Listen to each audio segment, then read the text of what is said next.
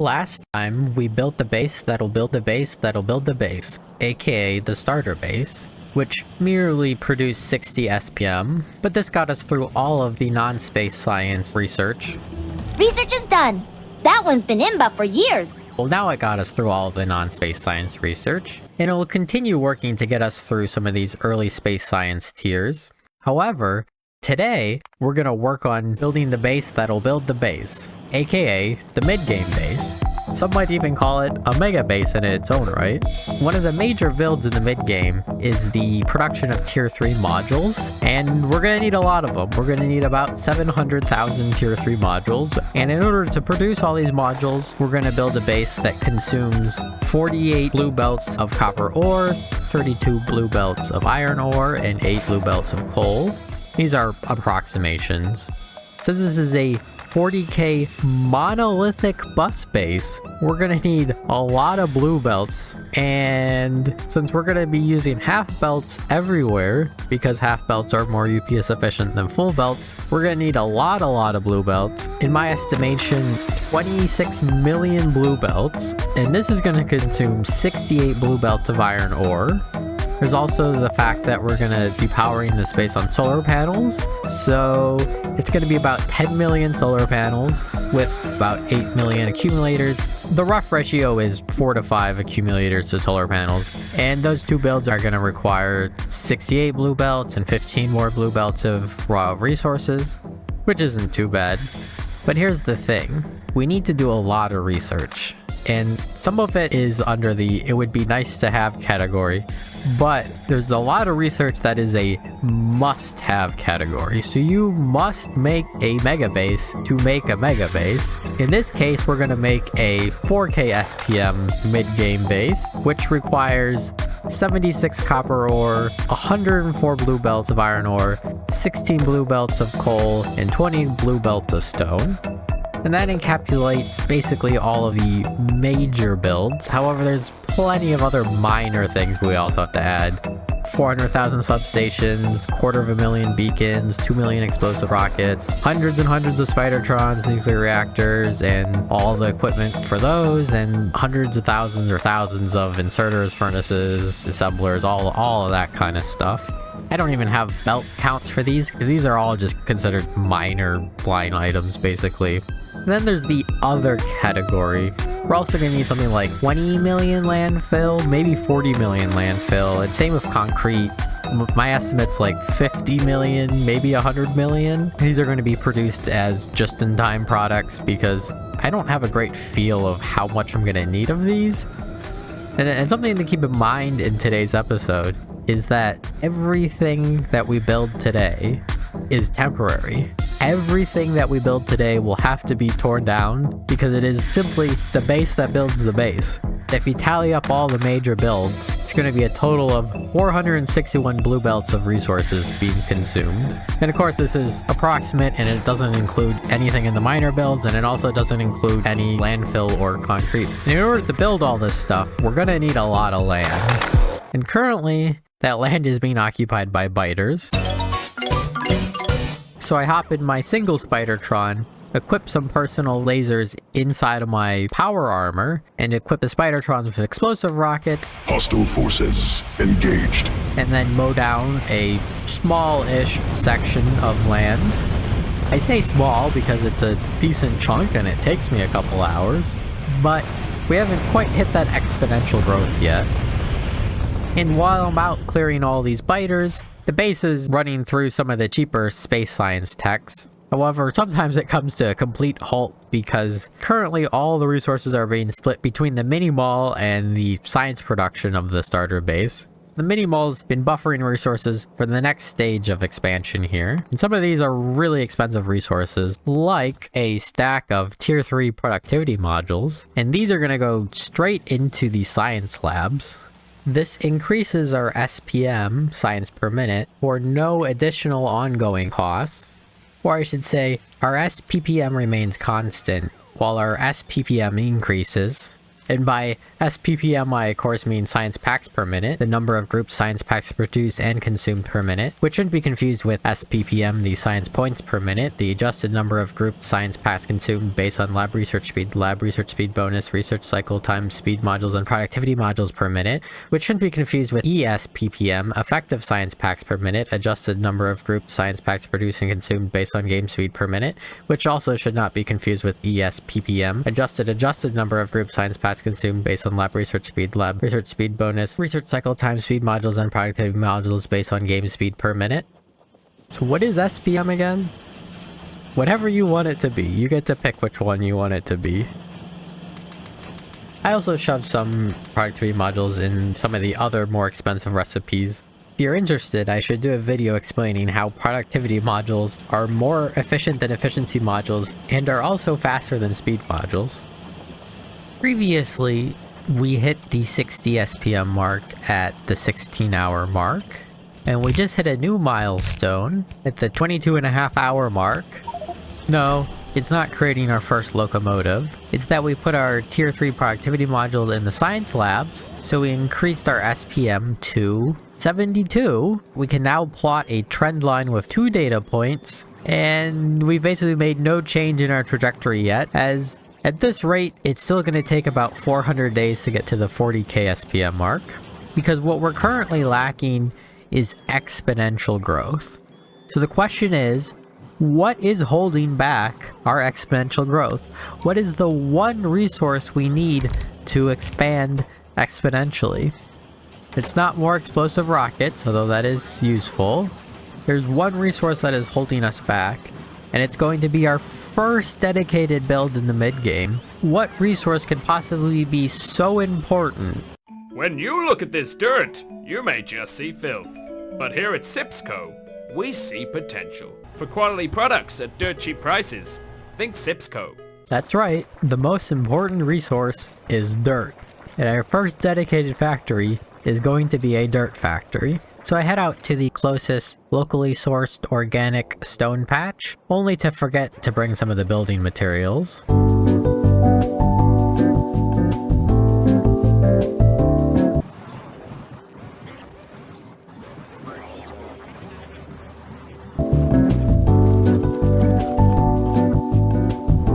So we're going to do a direct insertion build for landfill, which is an assembler in the middle surrounded by 4 miners, and then 1 inserter pulling out the resource into a logistics box, and then in the final spot we put a power pole.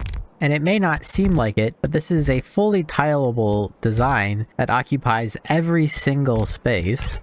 You can even lock yourself inside of the design if you're not careful, and require a Spidertron rescue. Thank you, friendly neighborhood Spidertron. This specific mining pattern only works with very few resources, as the recipe has to have a mono input type, that is only one type of input resource, and the recipe has to be high input to output ratio, and it has to be a fast crafting recipe. And there really only happens to be 2 recipes that match these descriptions: landfill and stone furnaces.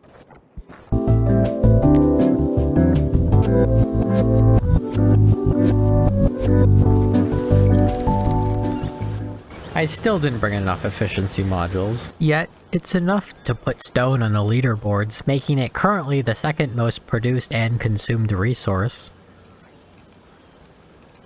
Anyways, getting back on track, I'm going to use trains to transport resources from these bespoke factories to the mega mall. And to keep things as simple as possible, I'm going to use a 2-8 train in a bi-directional configuration. To prove that trains and train signals are actually really simple in this game, I'm going to use a signalless train network. You see, somebody made a 4-hour video about how to prevent deadlocks, which largely boiled down to how to use signal properly, which makes it kind of a 4-hour video about signals. Please don't watch it, it's incredibly dry, boring, and slow. Unlike this video, hopefully. Anyways, one of the things I discuss in the video is the edge case number 3 of no signals. Because The thing about signal-less train networks is they're actually guaranteed deadlock-free, highest throughput, and most UPS efficient version of a train network you could make.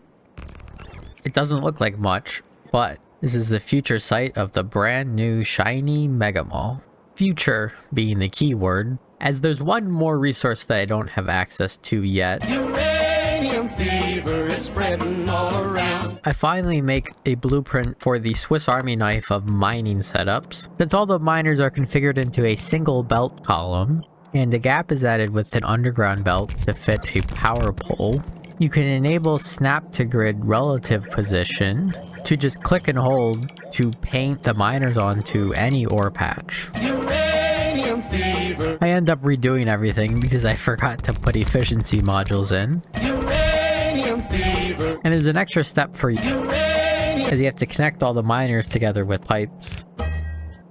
Uranium fever's going to the main base. Uranium fever is exporting sulfuric acid. Uranium fever is importing sulfuric acid. Uranium fever is configuring the train so it'll only leave the main base if it's full of sulfuric acid and both types of uraniums are empty. Uranium fever has got me configuring the train at the outpost so it'll only leave if the sulfuric acid is empty or either uranium fills up. I specifically filtered out the wagon so that there would always be at least one slot available to the enriched uranium. And I specifically added filtered inserters so that there'd always be an inserter available for each type. Except that now I've severely overcomplicated the problem to the point where it breaks. And all I actually need to do is just put a stack inserter there in the first place. Let's play a game. Rate my Covarex setup. Box, box, box, box, box, box, box, box, box, box, George W. box, box, box, box, box, box. You may not like it, but the box is the key to all UPS efficient builds. This is not a UPS efficient build. So the way it works is that the low tier uranium gets propagated across the bottom chests, and the high tier uranium gets propagated across the top chests. More unenriched uranium is only added to the system if there's less than a stack inserter stack, and the enriched uranium is not passed on to the next section unless there's greater than a stack inserter stack. And while it may not seem like it, this is actually pretty high throughput, and you can chain a lot of these together. Because remember, the box is everything.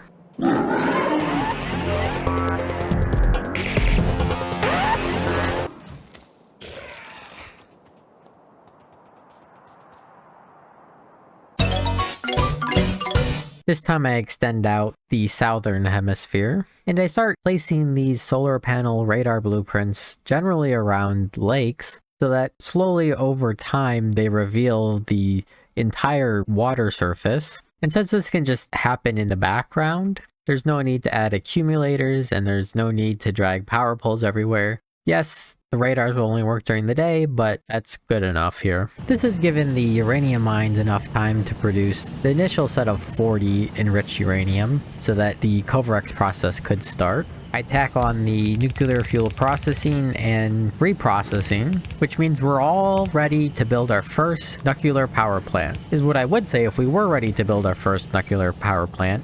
We have to go to the Mega Mall because our first full train of landfill has arrived.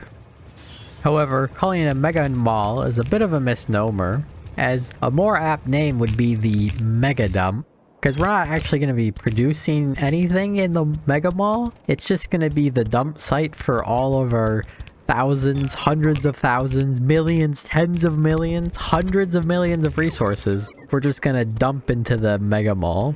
The Mega Dump must grow. In order to maintain some order at the Mega Dump, every storage chest will have a logistical filter on. The signal-less train network will bring resources into the Mega Dump. However, clusters of Spidertrons will be exporting the resources.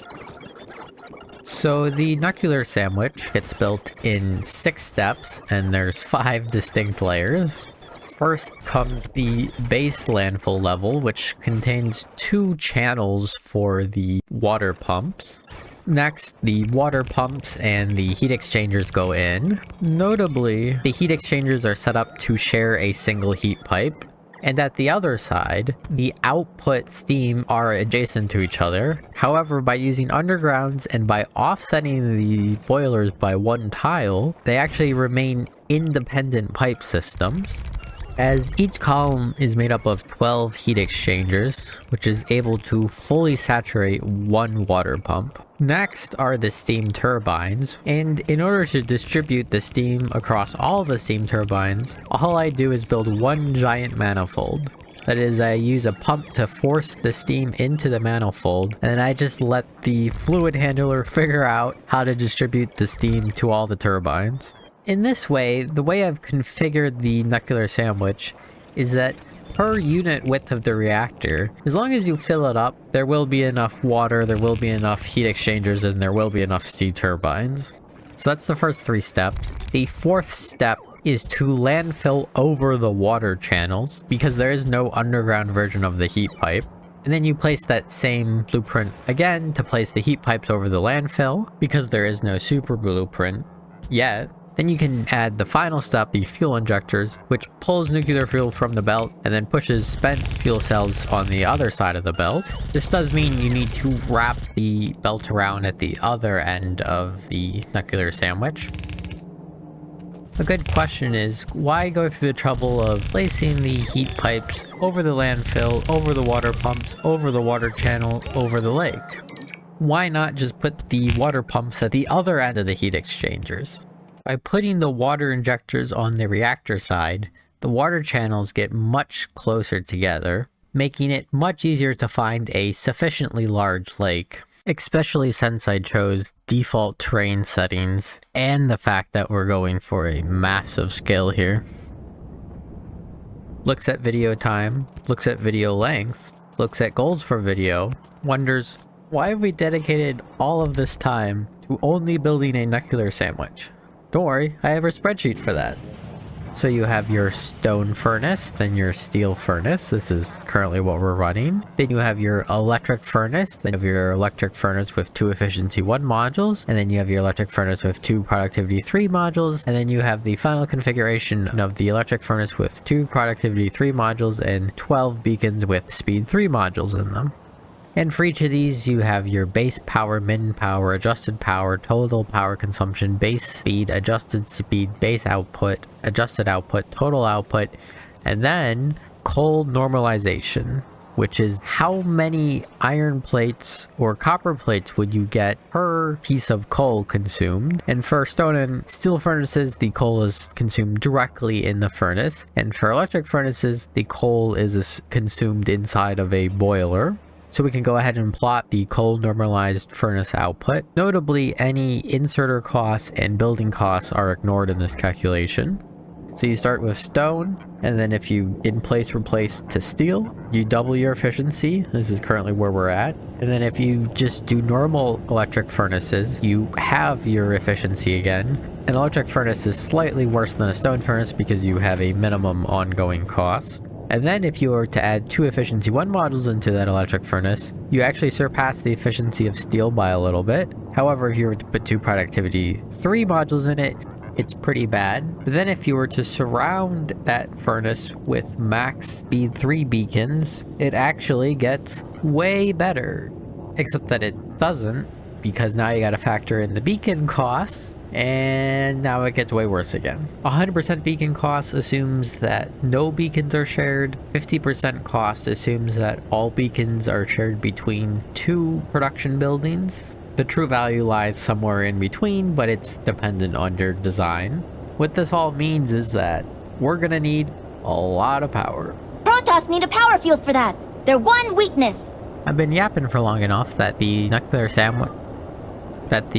sandwich turns on, going from about 200 megawatts to 2 gigawatts, which represents our first exponential growth. So now I can deconstruct the miners to turn off the old, dirty, polluting coal power plant.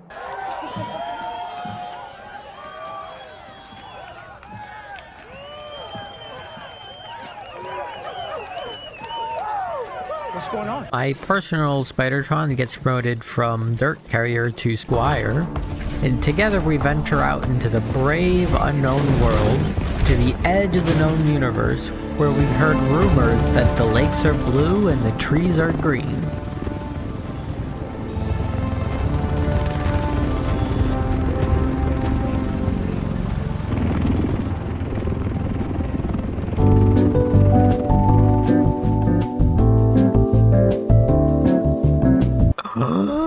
The knight gasps at the sight of a green wall in front of them. The rumors were true. The mission can continue. The goal of this build is to produce one full machine's worth of tier 3 modules, and we're going to use tier 3 speed as the example. And that one machine is going to be max speeded out, which means 4 internal tier 3 speed modules, and the max beacon count of 12, which will net us 11.3 modules per minute. So, in order to build this, we're going to need 29 copper plate smelters. The setup is going to be done with bots, and here we have a max beacon smelting setup, where on one side we're requesting ore, and on the other side we're outputting plates, and this is the column of 29. From now on, every build is going to be a max beacon, max module build, so we can cross copper plates off the list. Next, we're going to need 21 iron plate smelters. It's the exact same setup, just with iron ore and fewer this time. So now we can cross iron plate off the list. So next, we're going to look at the blue chips, and to help the bots out a little bit, we're going to do a DI chain from copper cables to green circuits to blue circuits. Copper plates and iron plates and red chips will be botted in, and then the blue chips will be botted out, which means that the blue circuits are only going to have 10 beacons on them, which means we're going to need 6 of them. And then if we cross blue circuits off the list, we still need some loose green circuits in the system for red chip production and for the tier 1 module production. At the top half, we have our blue chips, and at the bottom half, I have the green chips. The green circuit build will also use direct insertion copper cables, but for this setup, they only have 8 beacons, which means we're going to need 4 green circuit producers. So this is where all the green chips are going to be produced, so you can go ahead and cross green circuits off the list. I'll enable blue circuits again so that we can get a true count of the number of red circuit production buildings we need. We need 18. That's 18. The next column is a mix of items. We have the loose copper cables needed to support red circuits. Then we have the actual module producers, 5 tier 1s, 3 tier 2s, and then the 1 tier 3. This leaves just the fluid handling, as we need sulfuric acid for blue chips and plastic for red chips. And to do this, we're just going to use 4 basic oil processors to skip over the entire cracking process. That's this blob of machines over here, which means this is all the machines we need, except for the miners, to produce 11.3 tier 3 modules per minute. So I run a bubble sort and put some roboports in between, and this shape should look pretty familiar. Except that the real world version is missing a bunch of components because, you know, it's the real world. The blueprint's set up so that you could actually train the resources in. However, I'm just going to do the boring thing and belt the resources around because this is a very resource-rich map. They're never actually that far away. That's copper. The water's nearby, but it's through a forest. Through the forest, over the copper field, through the forest, to grandmother's oil field we go. Don't forget the pumps. More copper. A pit stop. Progress? Question mark. A correction. 4 corrections. Copper in a box. Coal in a box.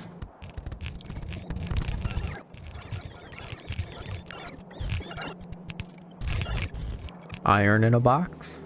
Tier 3 module in a box. This will be our first tier 3 module from this factory, and it's gone. You see, In order to build the tier 3 module factory, I need tier 3 modules. So the main base is contributing the 323 tier 3 productivity modules. However, the factory itself is expected to contribute the other 1,156 tier 3 speed modules. And if the factory is running at its full potential already, it would only take 102 minutes to make all of those modules. But that is the issue itself. The factory is not running at full speed because it doesn't have all the speed modules, which means it's gonna take a while. So we could sit here for 3 hours just staring at the factory, watching the pot boil. Or we could do something useful, like deconstruct the decommissioned coal power plant. Or we could just stare at the factory.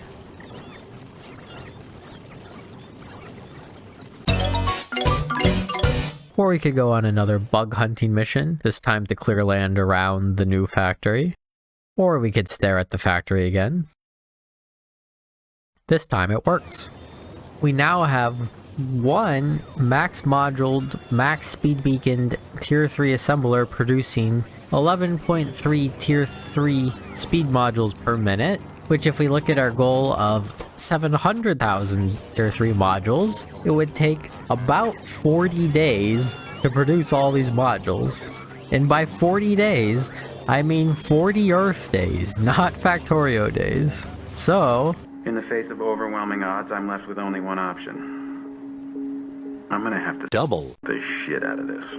when placing down the adjacent copy, I make sure to leave a little gap in between the logistic networks. This keeps the logistic networks separate, which reduces the distance that bots have to fly, which in turn reduces the number of bots you have to use, which in turn reduces the UPS impact and the energy impact of using bots.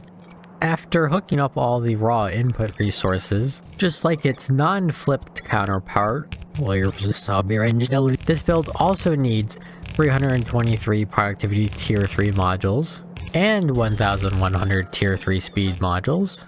The prod modules will be produced by the build itself, because this will be a tier 3 productivity module build, while the speed modules will all be provided by the previous build, which at a rate of 11.3 per minute means it's going to take about 105 minutes. I set up a requester chest and an inserter to hop the tier 3 modules over the one tile gap, and then I sit here and wait for 105 minutes.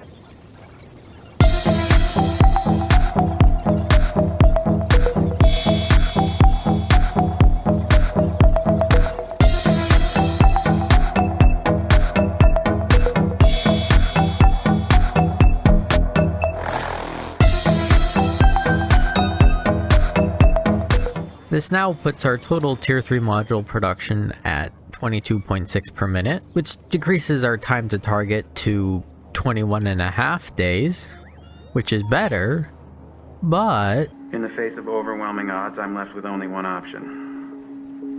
I'm gonna have to double the shit out of this. In true Factorio fashion, the bottleneck is not the module production.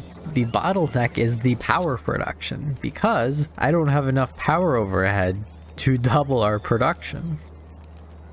So, it's back to the starter base to build a new Spidertron. What is my purpose? You carry dirt. Oh my god. Back to the mega dump to pick up the landfill. Come on, hurry up. It's time to take out the 6-step nuclear sandwich book and just paste down a bunch of landfill.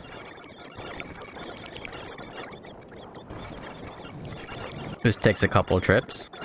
Maybe I should have multiple Spidertrons holding landfill instead of just one. We call this foreshadowing. One more refill. Then the heat exchangers. Then the steam turbines. I leave a thermal gap between the old reactors and the new construction, because all of the new construction starts off cold. With a large enough mass of cold items, you can actually just shock the system, hurting the entire nuclear sandwich off. So it's important to leave a gap and wait for the new reactors to turn spicy before connecting them up to the system.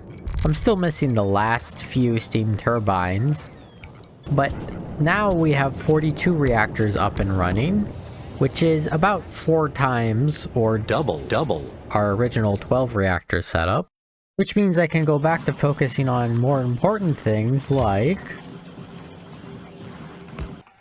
What is my purpose? You carry beacons and beacon accessories. Oh my god. I placed the module factory copy right below the original, and here the roboports are spaced out such that the 4 nodes still remain separate from each other. What's that sound? Your spineless workers have stopped construction. Sounds like a building montage.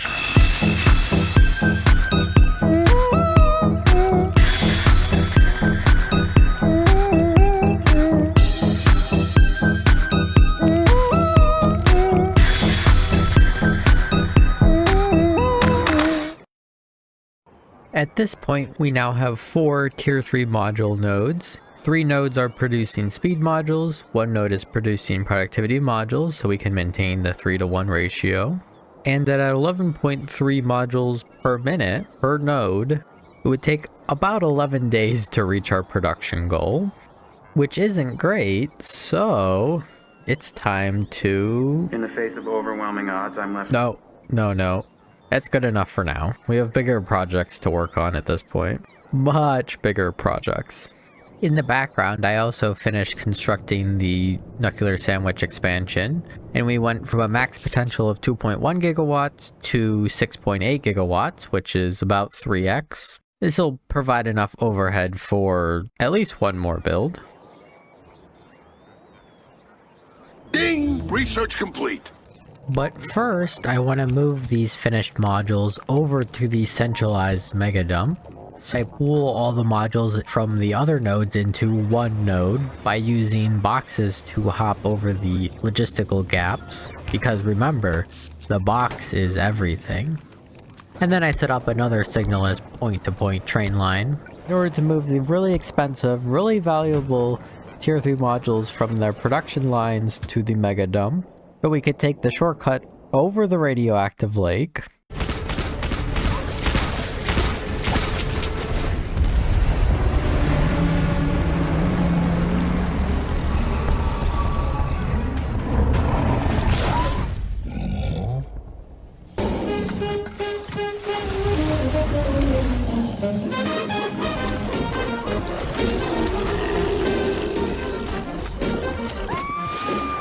Or go the long way around the radioactive lake. Let's go the long way. Mutation complete. Man, I wish I hadn't seen that. After completing a safe passage by going around the radioactive lake, I set up the boxes at the mega dump so that we can just put the modules in the box. The power production and module production has been tamed for the moment, so we can focus our attention on one of the most important parts of the bus base, and that is the bus part of the bus base. And in order to make the bus part of the bus base, we're gonna need a lot of blue belts. 26 million blue belts. And currently, we haven't made a single blue belt yet, as the starter base has only produced red belts so far. This is the red belt variant of the blue belt build. Velt. I keep saying belt. You have no idea how many takes it took me to say that. There's no need to patronize me like that. The goal of this build is to produce 1/2 of a blue belt worth of blue belts, using the rule of thumb that for every 100 belts you need 10 undergrounds, and for every 10 undergrounds you need 1 splitter. This comes out to 1,350 blue belts per minute and 135 underground blue belts per minute. But the build itself is pretty simple because there's really only 2 main ingredients here. There's 11 blue belts worth of iron gears and about half a pipe's worth of lube. That's a lot of gears and that's a lot of lube. Be careful. So the gears are pretty simple to make. You bring in about 14 blue belts worth of ore, and we end up with 11 blue belts of gears. The lube is a bit more complicated, because the only way to get lube is to convert heavy oil into lube. The wrinkle is that there is no way to get just heavy oil. You have to deal with the byproducts. Advanced oil processing gives you 25 heavy oil, which is what you want, but then it also gives you 45 light oil and 55 petroleum, which are both byproducts that you don't want. So the ratio of trash basically is 1 to 4, which is not that good. The alternative recipe is coal liquefaction, which once you factor in the looping cost of the heavy oil gives you 65 heavy oil for every craft, which is good. But it also gives you 20 light oil and 10 petroleum gas, both as byproducts that you don't want. This gives you a ratio of about 2 to 1, which is much better than the advanced oil processing. So I use the coal liquefaction process to produce the lube. However, this still leaves the problem of what do I do with the byproducts? The bad news is that there is no way to delete liquids. The good news is that we can easily convert both the light oil and the petroleum gas into solids, that is solid fuel. The bad news is that now we have to delete all of this solid fuel. In base Factorio, there's only one way to automatically delete items, that is build a rocket and send it into space. The good news is that we can easily burn solid fuel. The bad news is that we need to burn a lot of solid fuel. The good news is that we're smelting a lot of iron ore nearby, so we can use steel furnaces, which can then burn all of this excess solid fuel that we have. The bad news is that the light oil to solid fuel recipe is too efficient, and this is where it gets complicated and requires a fine balancing act. Let's start by looking at the path of the heavy oil. Some of it has to go back into the coal liquefaction loop, and the rest of it gets turned into lube. However, in transient situations like startup, some of the heavy oil gets turned into solid fuel to kickstart the system. We also have petroleum gas coming out of the coal liquefaction, and the only thing we can do with the petroleum gas is turn it into solid fuel, so we turn it all into solid fuel. And because there's nothing else we can do with it, we have to consume all of the solid fuel coming out of the petroleum gas, so that has the highest priority. This leaves the light oil, and the light oil has two paths. The first path is the very efficient light oil to solid fuel production. The alternative path is the light oil to petroleum gas cracking, and this is a much less efficient process. By going through the less efficient process, you actually end up deleting some of the gas, which in this case is good, because that's what we're trying to do. And by giving the light oil solid fuel a lower priority than the petroleum gas solid fuel, it's a self-balancing act. All this for a pipe of lube. Did anybody find that interesting? Because this all becomes irrelevant in space age because we have oceans of oil, which would eliminate the entire byproduct issue, or we could use a heating tower, an infinite heat sink for burnable materials, or even just the recycler, which can delete any solid. Anyways, back in Factorio 1.1, I grabbed some heavy oil barrels to jumpstart the coal liquefaction loop. And then we wait.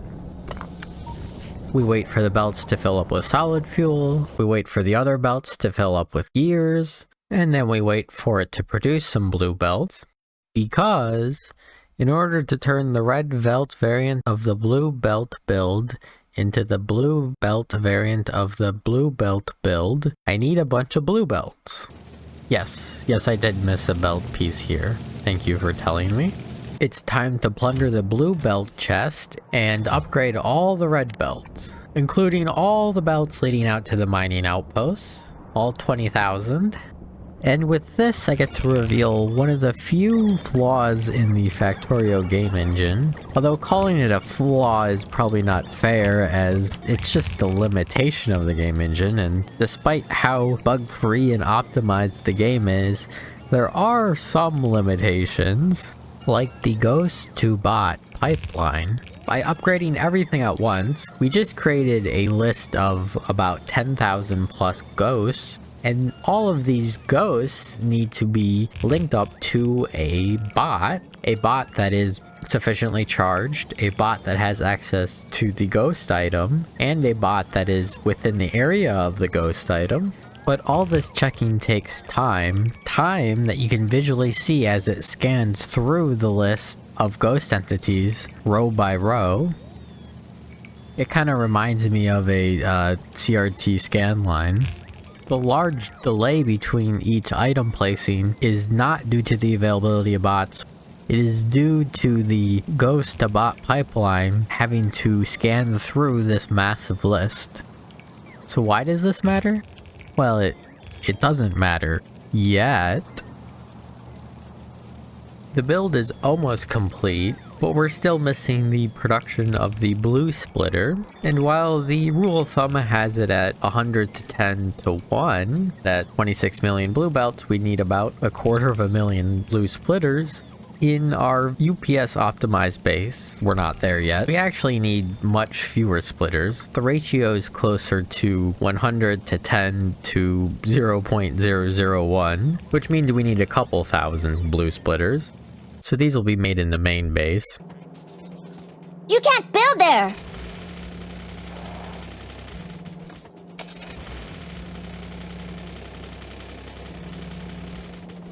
Also, the splitters require some copper, of which we have none in this build, so there's no need to increase the complexity.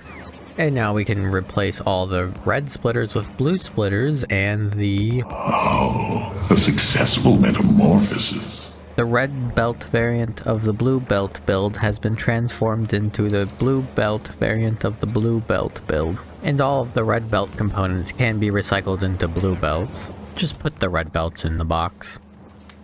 Why do I use train cars here? Well, you see, the box is everything. The very final step is moving all the blue belts and undergrounds to the mega dump. So that means crossing over our ocean of iron ore. We're starting to get to the point where our belt highways are multiple widths longer than the underground width. This will only continue to scale. And then it's time to visit my favorite place on the map again. To the mega dump. And set up a whole bunch of new boxes. However, the mega dump needs a bit of an upgrade because there currently is no fuel coming in for the trains. So I set up some nuclear fuel production and train it into the mega dump. Detecting a nuclear upgrade over here. We now have a radioactive mega dump. I'm sure nothing bad will happen with all this extra pollution wafting over the radioactive dump. With the endpoint complete, we now have a fully automatic end-to-end blue belt builder that we can just let run in the background. In order to complete the goal of 26 million blue belts, we're gonna have to let it run in the background for 13.5 days, which is basically 2 full weeks. This is slightly worse than the 11 days to produce all the tier 3 modules, but it's definitely on par.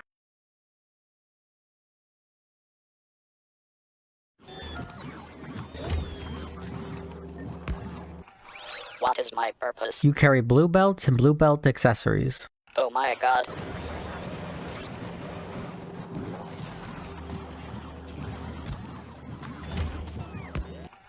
What is my purpose? You carry assembly machine and assembly machine accessories. Oh my god. What is my purpose? You carry pipe and pipe accessories. Oh my god.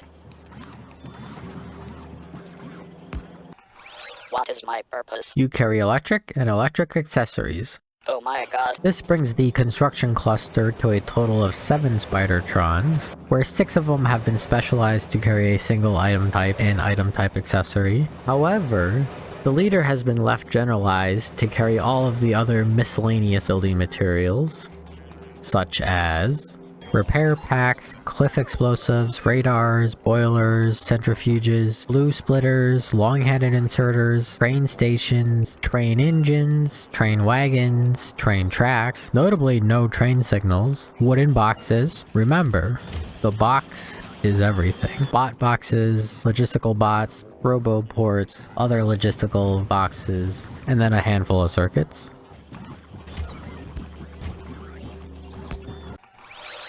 my purpose. You carry bombs. Oh my god. There comes a time in every Factorio Mega Base when you gotta have the conversation. And I think it's finally time that we have the conversation about the Hud-auto-hide spider pipeline. And of course, the inverse is the bomb to Hud-auto-hide pipeline. So let's start with the bomb to Hud-auto-hide pipeline. So that's a Spidertron, and the Spidertron, or me, is equipped with personal laser defenses, and that's the attack range. But the Spidertron is also equipped with explosive rockets, which have about double the attack range of the personal laser defense. On the other side of the pipeline, we have the static Hud-auto-hide generators. Auntie, you're bored? Also known as 1000. Oh my god. Hud-auto-hide generator.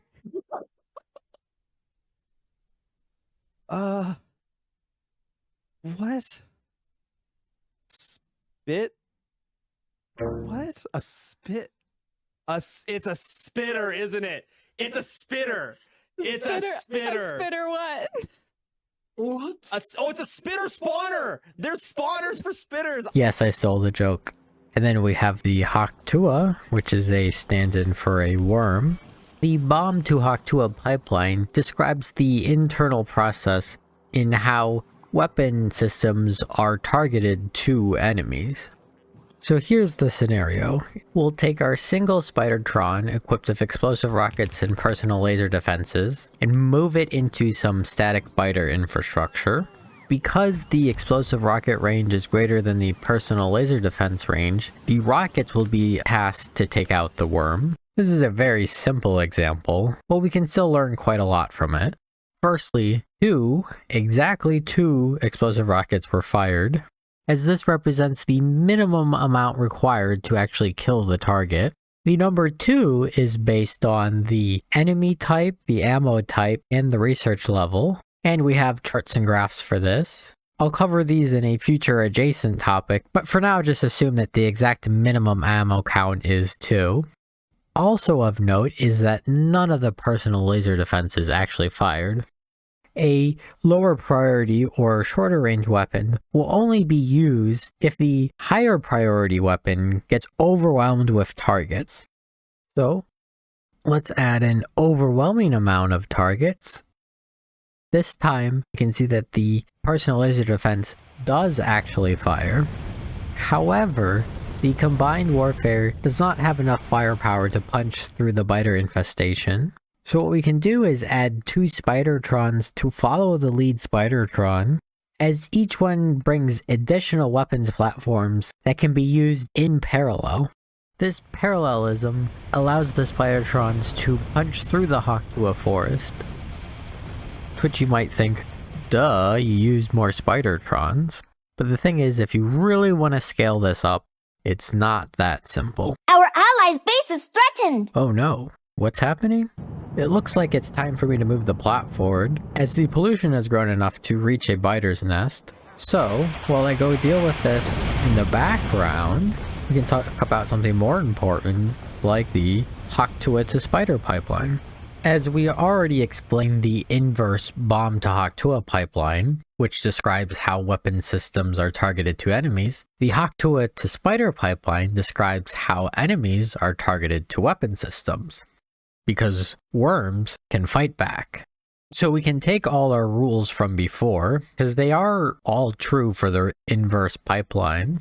However, we can simplify this a bit, as worms don't have ammo, as they will fire indefinitely. So there's no need to calculate the exact minimum amount of ammo needed to kill a target. Also, each worm only has one weapon system, which means there is no higher priority or lower priority or longer range or shorter range. Per worm, there is only one weapon system. So we can simplify all this down to it will continually attack the first thing it sees until that thing dies. Simple, but this has some really large consequences.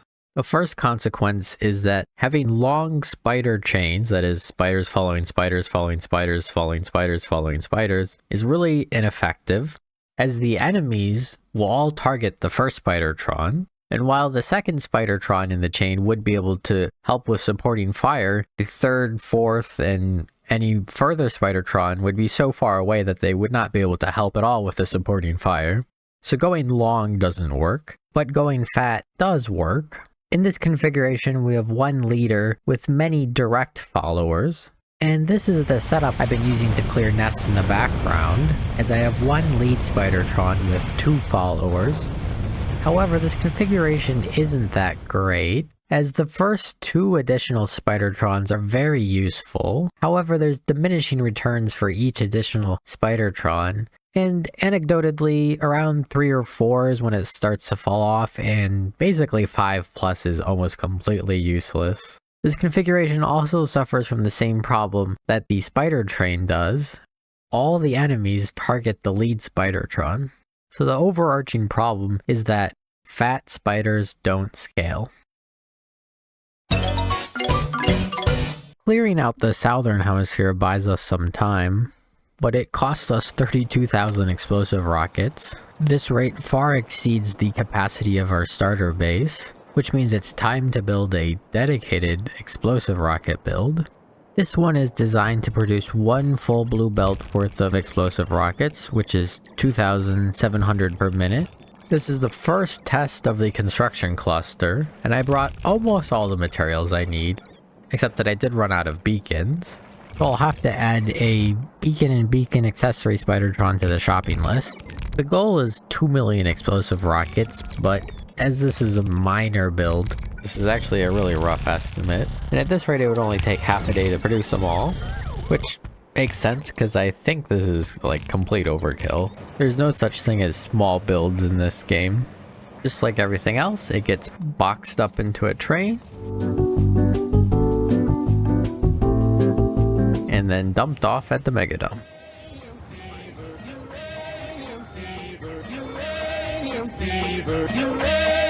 It's time for this thing to grow up, as in the future I'm gonna need more spicy rocks for projects and things and stuff.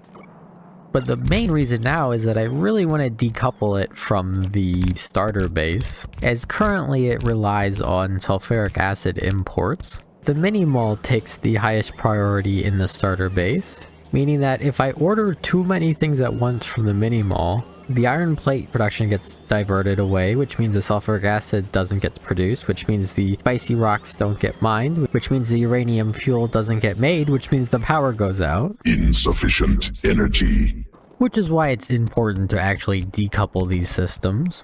But don't you still need iron plates for the uranium fuel cells? Yes I do.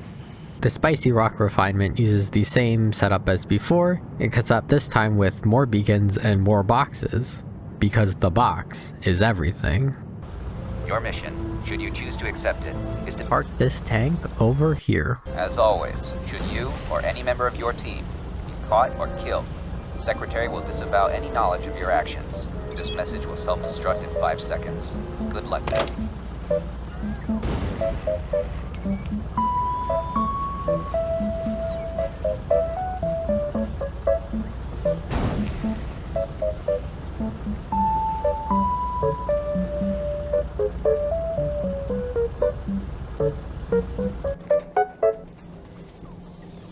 Now I have room for activities. Nuclear payload ready.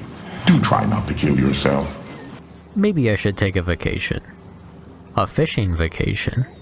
A fishing vacation at the green, polluted, radioactive lake.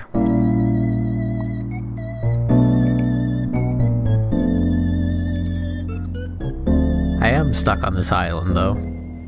Thank you, friendly neighborhood Spidertron. Now to turn my microplastic-infused, mercury-lined, mutated fish into my mechanical friends.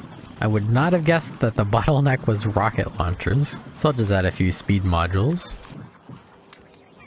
1, 2, 3. 1, 2, 3. It was at this moment that he knew. He fucked up. And it's gone. This shift right, control right, left, shift control right, shift left, alt right, shift left, hold right. It just really scrambles with my brain. Well, at least it wasn't too hard to find. 1, 2, 3. 1, 2, 3. 1, 2, 3. 1, 2, 3. 1, 2, 3. What is my purpose? You are the chosen one. You get bots, repair packs, medium power poles, radars, solar panels, and a few hundred nukes. Be careful with those. Oh my god. What is my purpose? Bombs. It's all bombs. Oh my god. In the attack cluster, there are 27 Spidertrons that need explosive rockets, and each one of those carries 16,000 rockets, which means that the first pit stop will take 430,000 explosive rockets. And that's why we built the massive overkill explosive rocket build. They're attacking your base, you know. Which turned out to be just in time.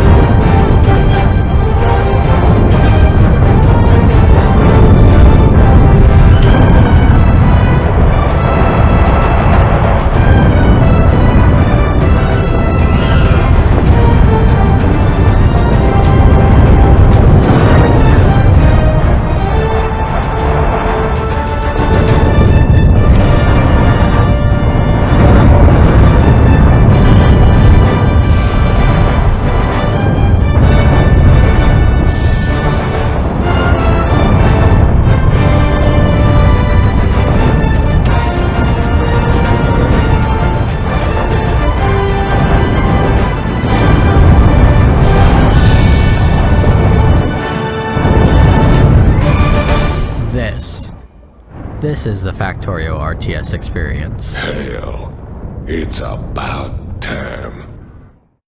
We already talked about the Hawk to a Spider pipeline and the inverse bomb to Hawk to a pipeline, in which the net result was that spider trains are ineffective and fat spiders are more effective, but they don't scale. This RTS attack cluster style is the next iteration that solves these two problems. In this configuration, we have 9 leaders, and each of the leaders have 2 followers, which collectively means we have 27 attackers. But most importantly, all 27 attackers get to attack. By having these smaller clusters attack in parallel, the enemies will distribute their attacks between the 9 leaders. Although not perfectly even, it's much better than just one Spidertron receiving every single attack. This sounds great and all, but the elephant in the room is, how do you control this? The spider train and the fat spider had one leader that you had to control, but in the attack cluster style, you now have 9 leaders you have to control. Not only that, you have to control all 9 in a synchronous parallel configuration. If we desynchronize the spiders, that is, have one go ahead of the others, then we run into the same problem where all the enemies will attack that one Spidertron. If the parallel spacing is bunched too close together, then the cluster acts as one fat spider, where most Spidertrons can't do anything because of all the overlapping fields of fire. But if the spacing spreads out too much, then we have no overlapping fields of fire. This is where the RTS controls come in. As each leader gets a remote, which gets placed into the top hotbar slots of 1 through 9, To control a Spidertron through the hotbar, all you have to do is press the hotbar number key, say 1, and then left click somewhere on the map, wherever you want the spider to go, and then you can press the 1 key again to clear your cursor, basically. There's one more piece of the puzzle that I haven't revealed yet, and that is macros. For every number key, I have a macro that goes number key, left click, number key. But then I can set up a secondary macro that cycles through the primary macros with some delay in between. So it goes 1 click 1 delay, 2 click 2 delay, 3 click 3 delay, 4 click 4 delay, etc., all the way up to 9. This way I can easily execute 3 different RTS moves with one button.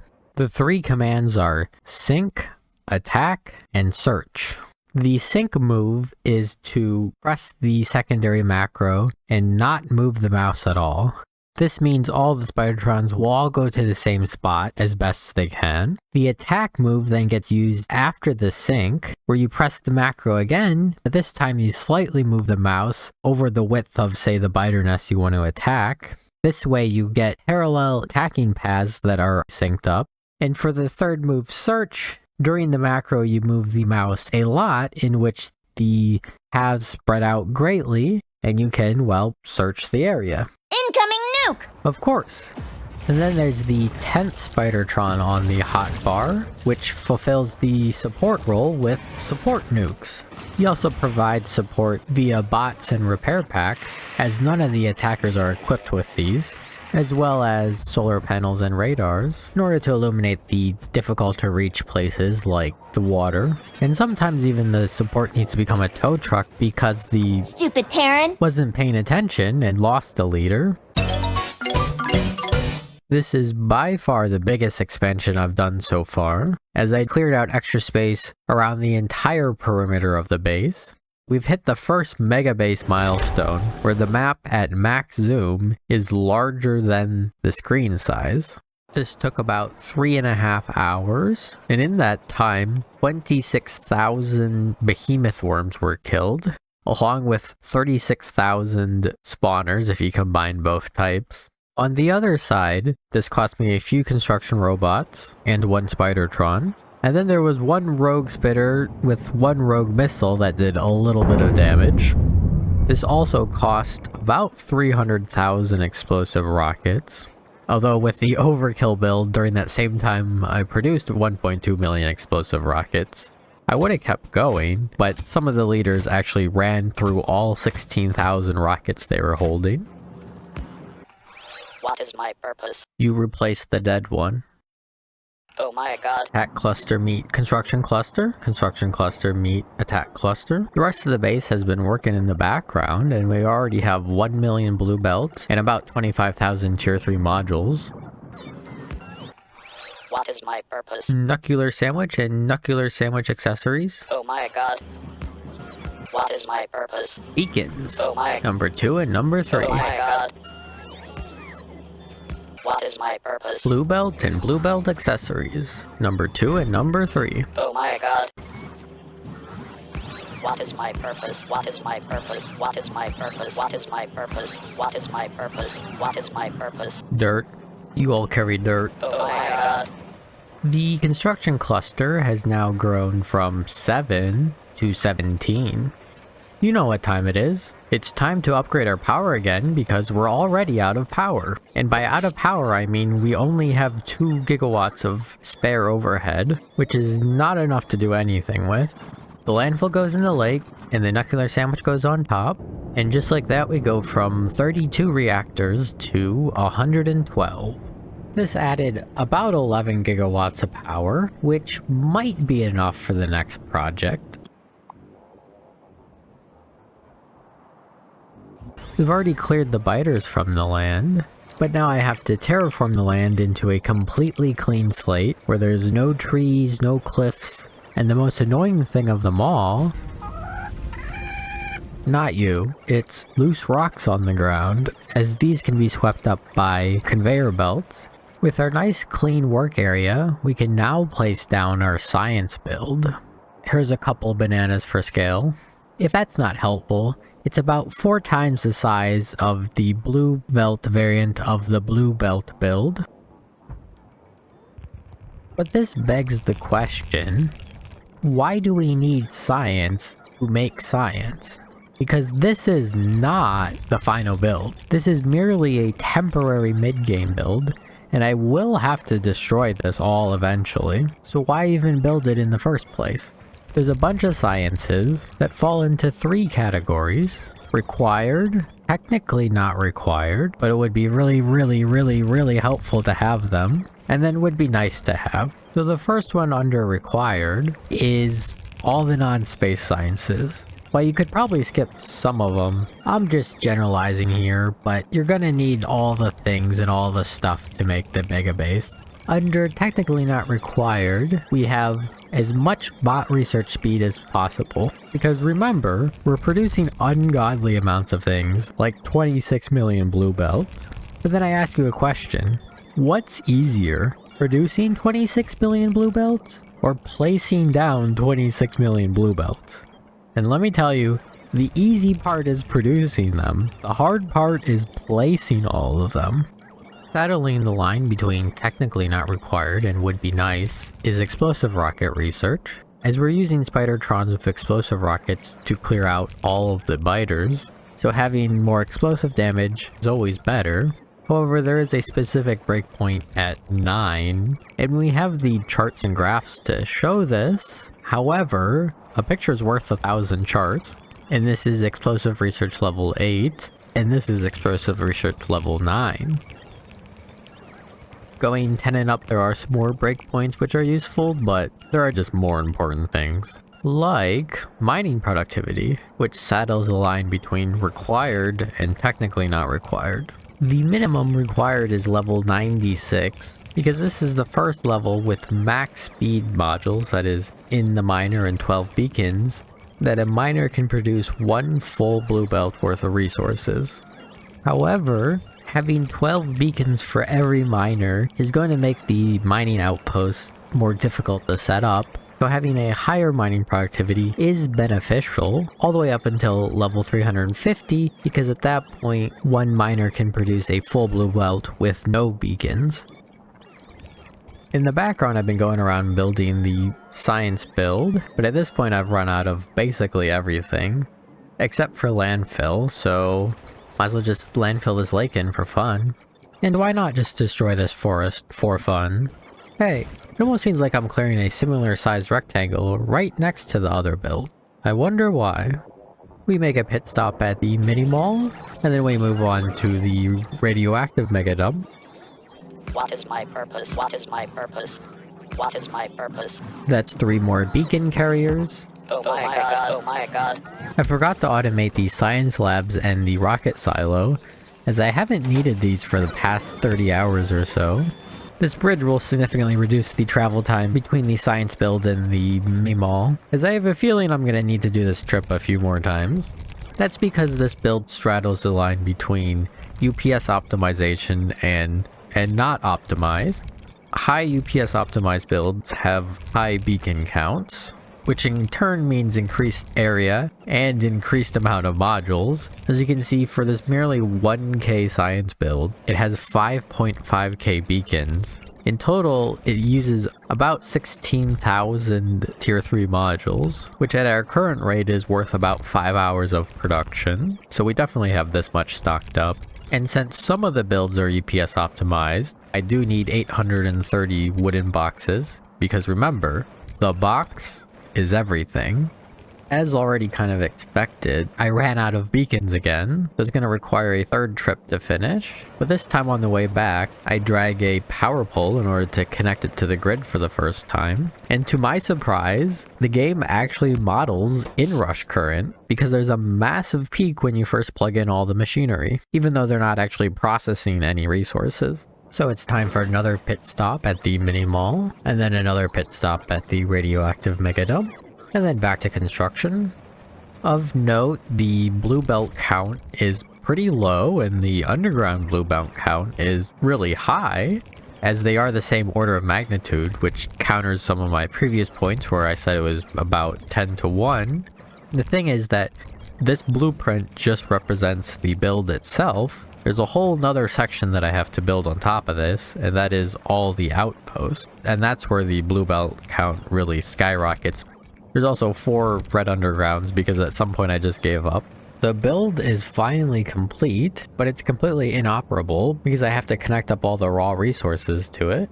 And there are 3 interfaces. The West Belt interface, the North Liquid interface, and then the East Belt interface. I've already started working on the West Belt interface first, and each interface is defined with a block of constant combinators, essentially acting as comments, because there's no way I'm going to remember what all the belts are supposed to be as these buses get larger and larger and larger. So the first column indicates the input resource type.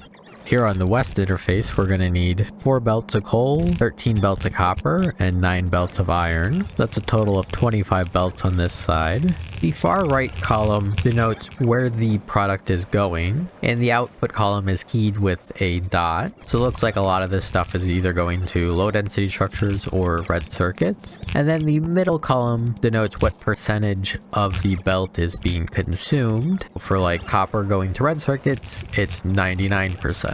And the color scores mean that somewhere internally these belts are being balanced between each other. So that's the West interface. The North Liquid interface is pretty simple. It's 3 pipes of water and 2 pipes of crude oil. Moving over to the East interface, we require another 17 blue belts of iron, 5 stone, and 6 copper for a total of 28 more inputs. These are actually going to be routed all the way up across the ocean here, because I need the immediate room for future endeavors. So in the background, I've been using a lot of pre-made mining blueprints, which deserve a little bit of explanation.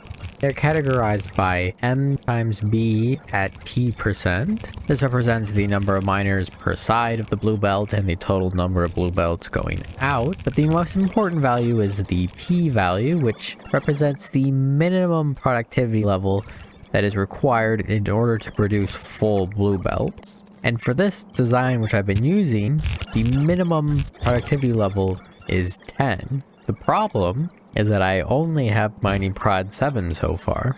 And this is because the only science I've produced so far has come from the starter base, which is at like 60, or with prod modules maybe like 90 or so science per minute. And I've done all the reasonable research as I can with it, and at this point it's just like not even worth running. Because this expansion is so far north, I need to bring in the attack clusters to start clearing the area out.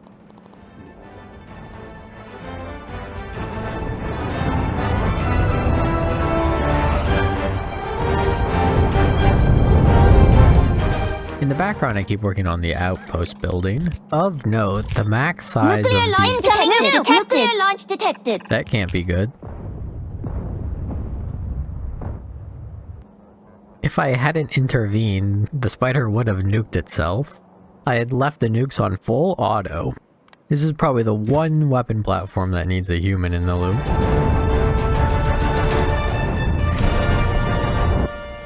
Now that all the resources are connected, I have to wait for the system to back up. In other words, I have to wait for it to reach the back pressure equilibrium. Some might even say the back pressure is everything. This will occur when you see fewer white lines drawn, as all these white lines represent gaps in the belt. The back pressure of this system is created by this one single lab over here, as there are 41 labs with max beacons. But then the 42nd lab only has 9 beacons. This is how we get to the seemingly odd choice of 980 science per minute, although technically it's 981.8 science per minute, because this keeps the back pressure on the labs while also only having to run 1 silo. With the back pressure achieved, I can finally activate the base, working towards mining productivity level 10. Meanwhile, the pollution is continuing to get very, very close to the biters. Meanwhile, we're almost out of power again. And by almost out of power, I mean we only have 8 gigawatts to spare.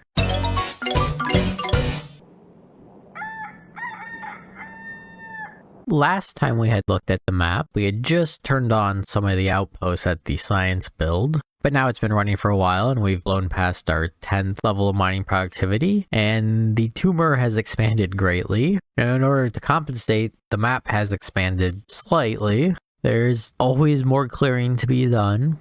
Over at the Nuclear Sandwich, I've expanded it to the entire length of the lake, but I haven't turned it on yet as I left this thermal gap here as to not completely shock the system. So right now we're just waiting for all the turbines to warm up.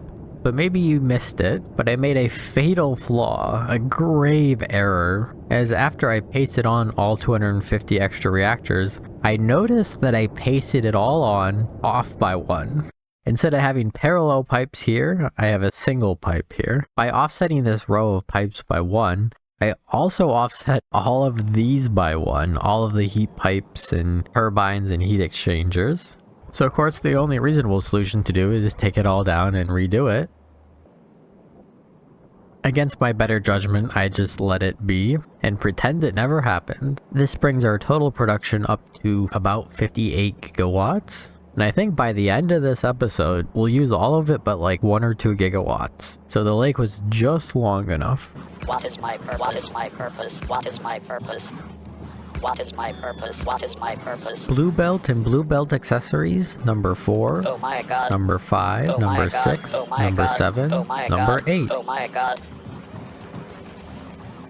What is my purpose? Assembly machine and assembly machine accessories, number 2. Oh my god. What is my purpose? What is my purpose? What is my purpose?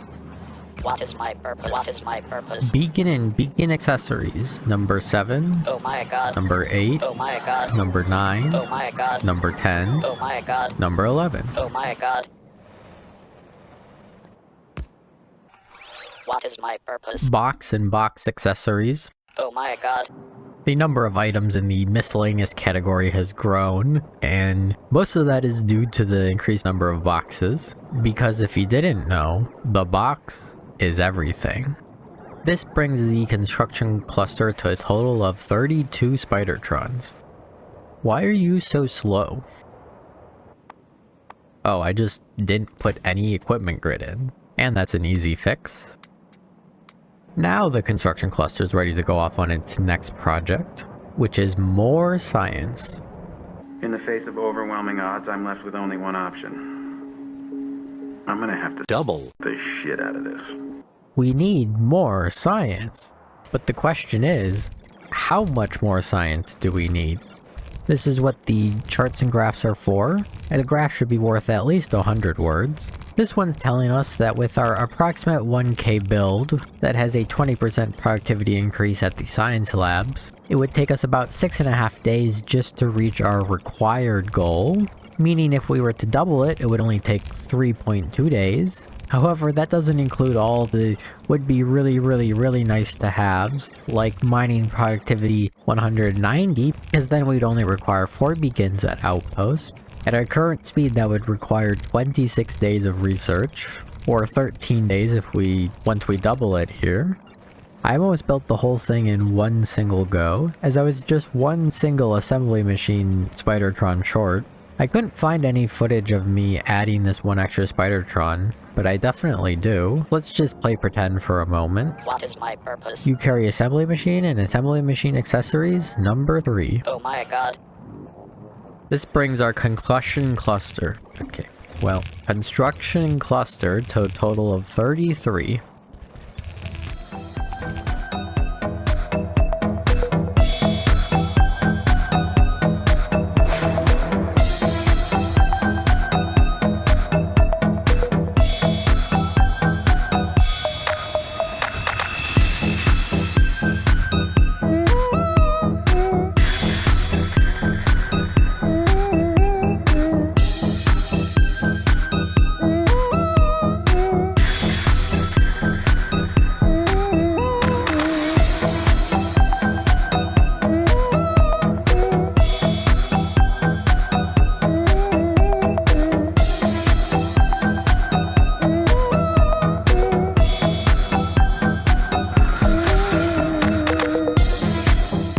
I've now hooked up all the outposts for the second science core, which means we're now producing about 2,000 science per minute.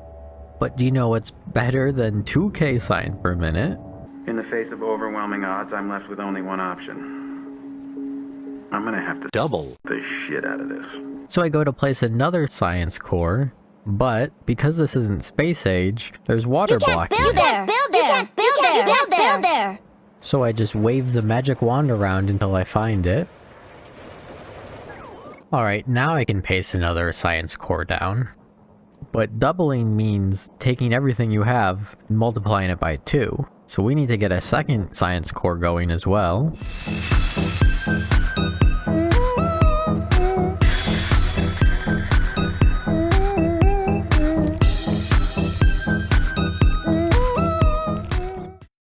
The 4-core SPU, Science Processing Unit, is now all hooked up and operational, and we've been producing 4K science for a while now, as we're currently at mining productivity level 48, and we're working on some of the very helpful worker robot speeds.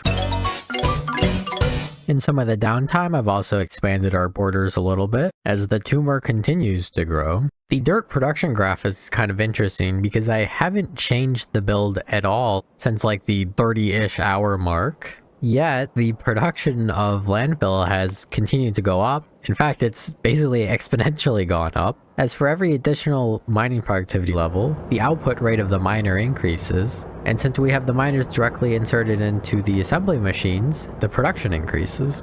So we can take a look at our report card to see where we're at right now. So the amount of landfill being produced is growing. To what target, I still don't know. I've produced far too many explosive rockets. I actually had to shut down this factory a while ago. Science production is good. We're going for a 4-core SPU, and we have our 4-core SPU. Accumulators and solar panels, we haven't done any of this yet. As for the blue belts, we've produced about 3 million, and we've placed down about 250,000 so far. Ah yes, and then the tier 3 modules. The build has been running for about a day and a half, but we've been consuming all these modules for the SPUs and other builds, which means that we really don't have many spare modules, let alone these 700,000 spare modules. So we're basically back at 0 on this counter here, which means our next project is to increase our tier 3 module production. In the face of overwhelming odds, I'm left with only one option. I'm gonna have to double the shit out of this. In the context of this project, doubling means building 4 more hemispheres. Each one produces another max assembler's worth of modules at 11.3 per minute, which takes our time to target from 10.8 days to 5.4 days, which is better, but... In the face of overwhelming odds, I'm left with only one option. I'm gonna have to double the shit out of this. What's even better is doubling the double, which means this time adding 8 more hemispheres, which brings our total tier 3 module production to 180.8 per minute, or in other words, it would only take 2.7 days to produce all 700,000 modules we need, assuming that in the meantime I don't continue to use them for other things. I ended up adding another couple signalless point-to-point train networks in order to move all the modules to the mega dump. And while the trains have to take the long way around the radioactive lake, we can just walk right across it, as it's not as scary anymore. Because I think there's more landfill in the lake than there is lake left. This is a first for the radioactive mega dump. It actually ran out of room. This is going to continue to happen with increasing frequency. We call this the growth era, where one reflects on one's own life and realizes we have no solar panels. We need 10 million solar panels. But first, an important life lesson about dependencies. Don't rely on them, because they will fail you. But don't you still need iron plates for the uranium fuel cells? Yes I do. There's a chance that the big funny happened, as the production of uranium fuel cells actually dropped to 0 twice. This is caused by ordering too many things from the mini mall, which allows too few iron plates to get sent to the fuel cells. While I had decoupled the sulfuric acid, I hadn't decoupled the uranium fuel cells, so I go ahead and do that now. Okay, so it's finally time to address the elephant in the room. We need 10 million solar panels and 8 million accumulators. And we've actually probably produced several 100,000 so far. However, all of these have gone into satellites. Instead, we need to make several dedicated builds just for power production. And because I'm starting this so late into the playthrough, I'm going to go for some pretty large production numbers. I'm going to go with 1.5 belts worth of accumulators. And in order to do this, we're going to need about 4.5 pipes worth of sulfuric acid. Because this uses so much water, I'm just going to build it over water with landfill. And in order to supply the sulfuric acid, we're going to need about 4 pipes of petroleum gas, and those are going to be supplied by oil refineries running the basic oil processing. For simplicity, I'm just using a 7x7 grid. We can go ahead and cross sulfuric acid off the list, which just leaves the battery and actual accumulator production. And in total, this only uses about 13 belts worth of raw resources, which really is not that much in the grand scheme of things, especially when we compare it to solar panels. And I think the official ratio of accumulators to solar panels is 0.81, which can be approximated as 4 to 5 or as 0.8, but I'm going to do an even greater approximation and say 0.75. And while we're producing 1.5 belts worth of accumulators, I'm going to make 2 whole belts worth of solar panels, and this consumes a large amount of resources, especially compared to the accumulators, as one of the things we're going to need is 10 full blue belts worth of steel. That's the equivalent of 42 belts worth of iron plates going into just steel. This entire block is dedicated to steel, yet it only consumes 23 blue belts worth of iron ore.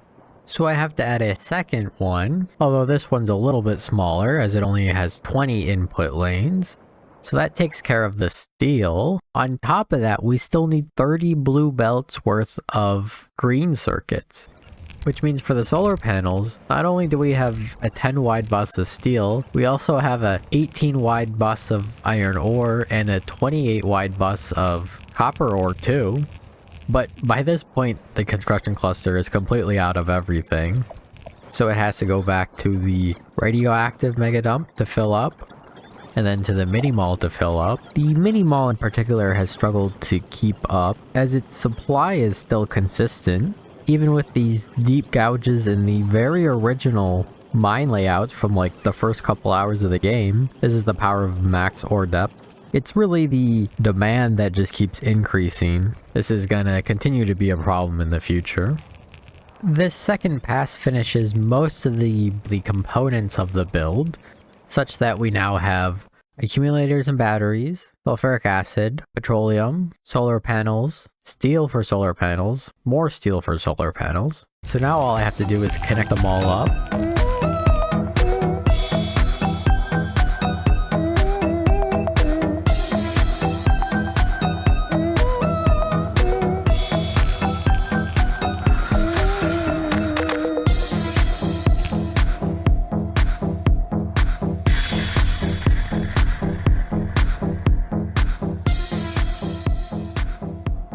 At this point, we're just waiting for the solar panel array to warm up, which would lead to 5,400 science panels per minute, or 2 full blue belts. And with a target of 10 million solar panels, it would only take 1.3 days.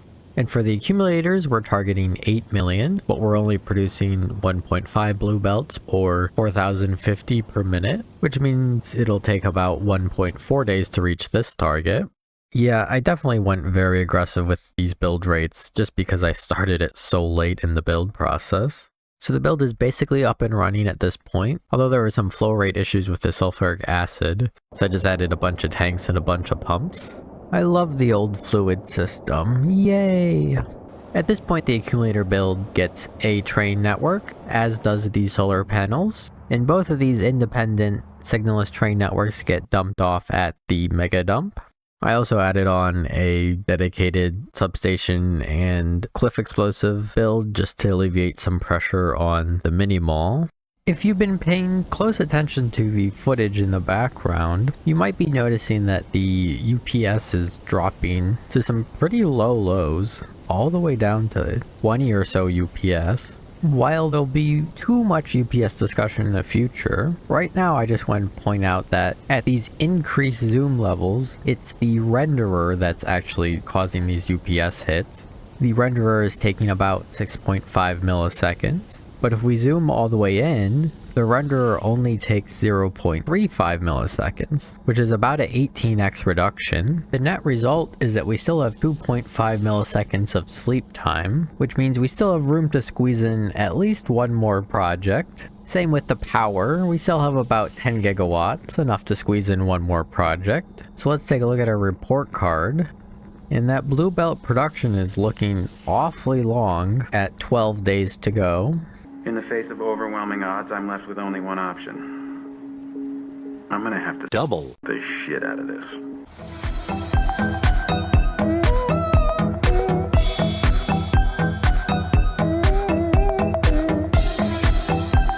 You know what time it is. In the face of overwhelming odds, I'm left with only one option. I'm gonna have to double the shit out of this.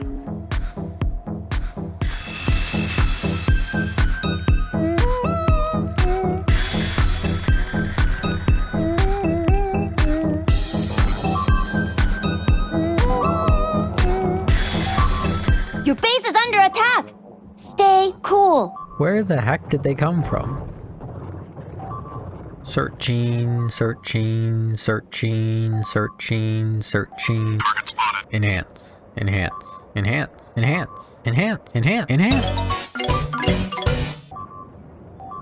Well, it's gonna be a long trek for the attack cluster to get there.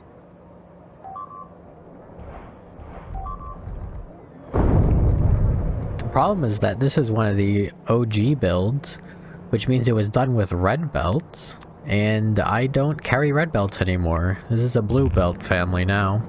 The radioactive mega dump continues to grow.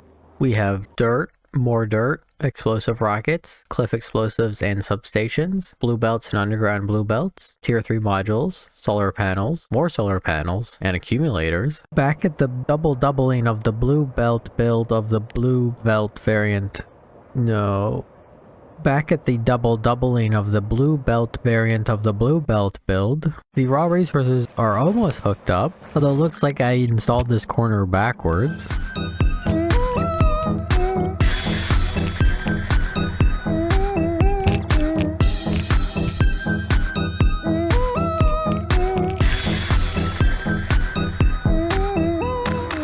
With the second half of the build warming up, we went from half a blue belt of blue belt production, or 1350 per minute, to 2 full blue belts worth of blue belt production, which drops the time to target to 3.3 days. If we go ahead and update our report card, that finishes out the major builds category. If we total up all of the raw resources in terms of blue belts, we get 461. And of course, this doesn't even include anything in the minor builds or other categories. We can look at our production stats, and we're producing and consuming about 930,000 copper wires per minute. Almost 1 million per minute. And of course, there's 45 million iron plates per hour and 28 million copper plates per hour. But surprisingly, the 7th highest produced and consumed resource is gears at 7.5 million per hour. And this is due to all the blue belts being produced. We can look at the power consumption, and we only really have about 7 gigawatts of overhead left. And as expected, most of the power is going to beacons, with 48,000 beacons running right now. Before closing out the mid-game here, there's a few more minor things that I have to take care of, like setting up another signalless point-to-point train network to move the blue belts to the mega dump, which means another round of upgrades for the mega dump. It was at this moment that he knew. He fucked up. What? Do you think I'd go a whole video without dying to a train? At least it's not too far away.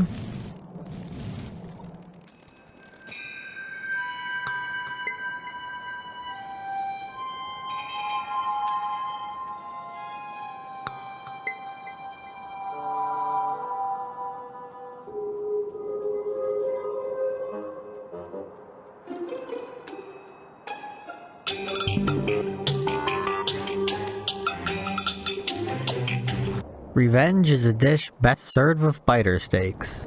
Lots and lots and lots of biter steaks.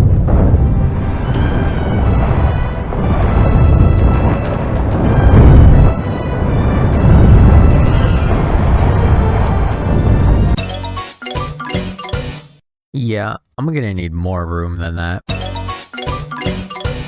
More. Even more.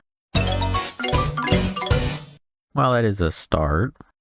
We've expanded the base quite a bit so far, but the question is, what's next? And I wrote it down, so let me find it. So the next step is 132 Spidertrons. What is my purpose? What is my purpose? What is my purpose? What is my purpose? What is my purpose? What is my purpose? What is my purpose? What is my purpose? What is my purpose? What is my purpose?